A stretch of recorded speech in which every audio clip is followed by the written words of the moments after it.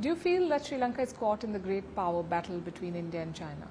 There's a great power battle between not only India and China, between China and US though.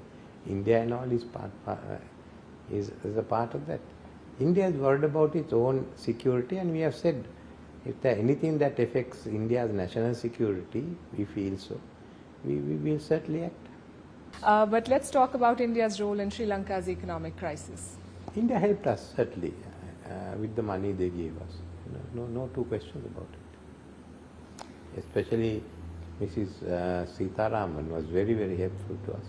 Prime Minister was open, and Mr. Jaishankar was also focused on it. You've been in leadership roles since the 1990s, and the India-Sri Lanka relationship has had its tough moments and good times. Do you think that the relationship is better now than it was some decades ago? From 77, I've been in politics. Right. I first dealt with the government of Morarji Desai and Mr. Vajpayee. We got on very well. I had got to know Mr. Vajpayee in 1974, before he became a guest of the Indian government for some time. We got on. Then under Mrs. Gandhi it was more strained. But I must say Rajiv resolved the issues, and from there onwards we had really good relationship with the country, especially with Mr. Narasingha Rao. He and I were contemporaries in the education ministry, so I knew him well. And even after when he retired, I used to speak to him and get his advice on politics. Then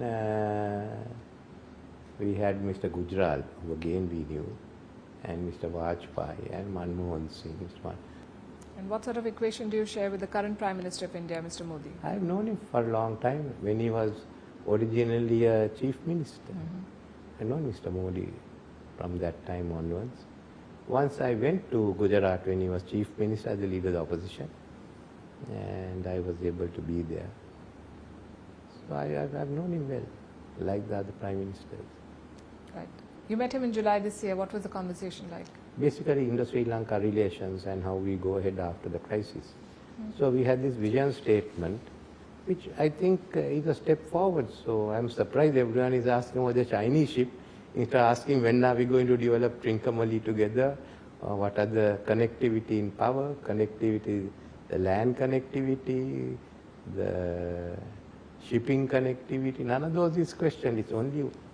I was going to come to that, so you might as well. Only one Chinese ship which comes for 2 weeks. Maybe it is an important subject, but yes, about the connectivity, what were the big takeaways from that meeting? No, we decided to go into close economic relations, Indian investments in Sri Lanka, further trade liberalization. But more than that, I mean, it basically means Indians will come into Sri Lanka, they can invest here, their tourists will come in here. Indians investing here in the South Port, West Terminal. We are looking at a fair amount of investments on renewable energy and the development of the Trinco port. We'd like to develop it.